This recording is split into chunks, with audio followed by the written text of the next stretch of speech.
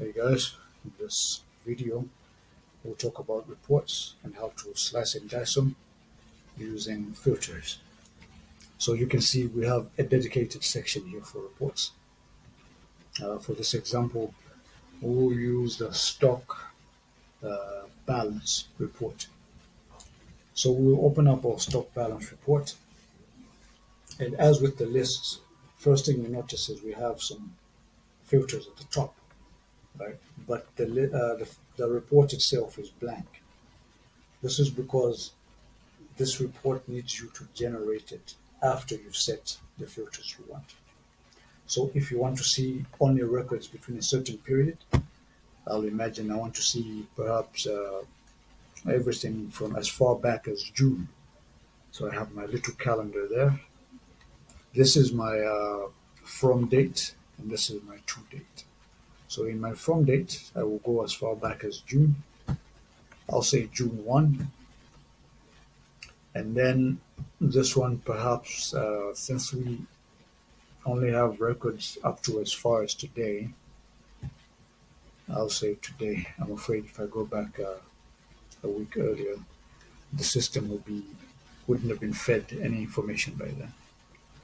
So perhaps I just want to see a particular item.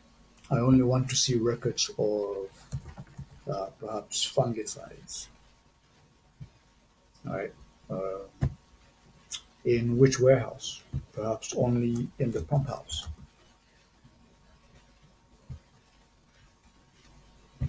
Awesome.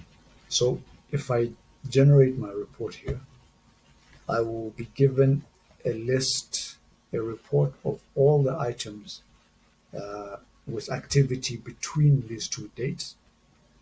And all of these items are fungicides, as you can see. Item group, everything's fungicide, fungicide, fungicide. Which warehouse? Warehouse is a pump house. Pretty nice and easy. However, these are not the only filters that we have. So for the next example, I will leave these filters blank so that we get a more varied report.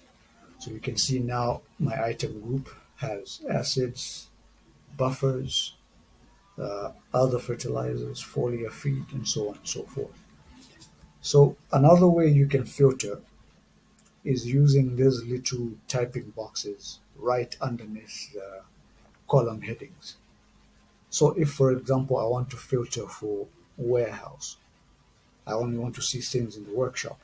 So I simply need to go to the warehouse column, and in this typing box, I just type a few letters of that word, workshop, and you will see it filters everything for workshop. Again, if I want to see only the fertilizers, for example, in the warehouse, so I will go to the item group column, and in my typing box there, I will put fertilizer. You see, I have other fertilizers included there as well. So in this case, if you want to see only the fertilizers, perhaps the primary filters work best for you. But this is a simpler way to do it. Yeah. So this is how you use these reports.